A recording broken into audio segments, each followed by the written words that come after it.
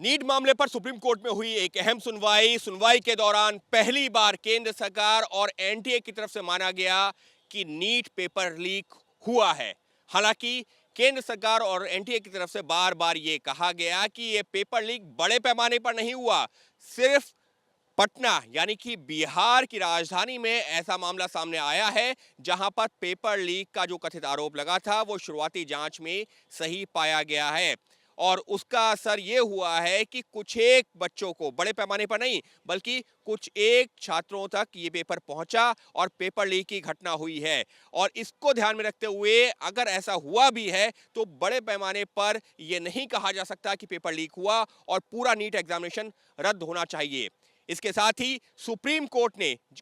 जब ये तथ्य देखा तो सुप्रीम कोर्ट ने साफ तौर पर कहा कि अगर पेपर लीक हुआ है तो हमको ये देखना है कि पेपर लीक किस पैमाने पर हुआ है, क्योंकि अगर ये पेपर लीक ऑनलाइन हुआ है, व्हाट्सएप ग्रुप और टेलीग्राम चैनल्स के जरिए हुआ है तो ये तो जंगल में एक आग की तरह है और इसका मतलब ये होगा कि बड़े पैमाने पर पेपर लीक हुआ है। और अगर ये साबित हो जाता है तो सुप्रीम कोर्ट गुरेज नहीं करेगा कि पूरे नीट एग्जामिनेशन को रद्द किया जाए। हालांकि कोर्ट ने यह भी कहा है कि अगर तथ्यों को देख करके ये लगता है कि बड़े पैमाने पर पेपर लीक नहीं हुआ और जो विश्वसनीयता है पूरे नीट की वो कॉम्प्रोमाइज नहीं हुई तो फिर रद्द नहीं भी किया जा सकता है, क्योंकि 23 से 24 लाख बच्चों के भविष्य का ये सवाल है और ऐसे में इतने बड़े एग्जामिनेशन को इस तरह से रद्द कर देना भी सही नहीं है। लेकिन तथ्यों को देखने के बाद ये फैसला लिया जाएगा। इस सबके बीच में सुप्रीम कोर्ट ने ये जरूर पूछा है केंद्र सरकार से भी और एनटीए से भी कि जब नीट का पेपर छपता है तो वो कैसे छपता है, कौन उस पेपर को तैयार करता है, कहां से वो प्रिंटिंग प्रेस तक जाता है और वो वापस कैसे आता है। इतना ही नहीं, जब वो पेपर जो जिस दिन एग्जामिनेशन होता है उस सेंटर पर जाता है तो वो कैसे जाता है और सेंटर पर कितनी देर पहले वो पेपर पहुंचता है, कैसे उसको खोला जाता है, तो वो पूरी प्रक्रिया क्या है। इतने नहीं, विदेशों में भी अगर ये एग्जामिनेशन में छात्र अपियर होते हैं तो वहां पर पेपर कैसे पहुंचता है। तमाम तरह के सवाल जिनका जवाब केंद्र सरकार और एनटीए को देना होगा। इतने नहीं, जांच एजेंसी सीबीआई से भी जवाब मांगा है कि सीबीआई की अब तक की जांच में क्या तथ्य सामने आए हैं जिससे कि कोर्ट को पता चल सके कि अब तक की जांच में कितने बड़े पैमाने पर यह सामने आ रहा है कि पेपर लीक हुआ है।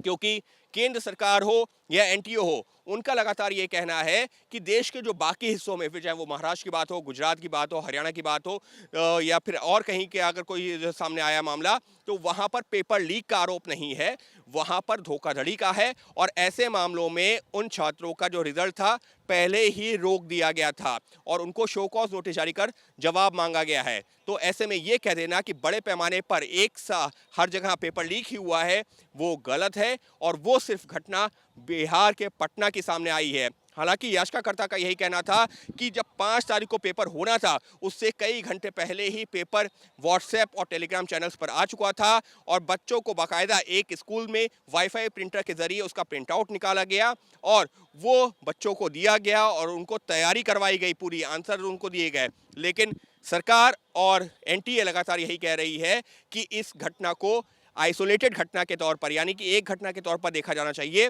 जिसका फायदा कुछ एक छात्रों को तो जरूर मिला है लेकिन बड़े पैमाने पर नहीं, और इसी वजह से इस आधार पर पेपर लीक नहीं होना चाहिए। हालांकि अब सुप्रीम कोर्ट ने सरकार, एनटीए और सीबीआई से मांगा है जवाब, जिसके आधार पर सुप्रीम कोर्ट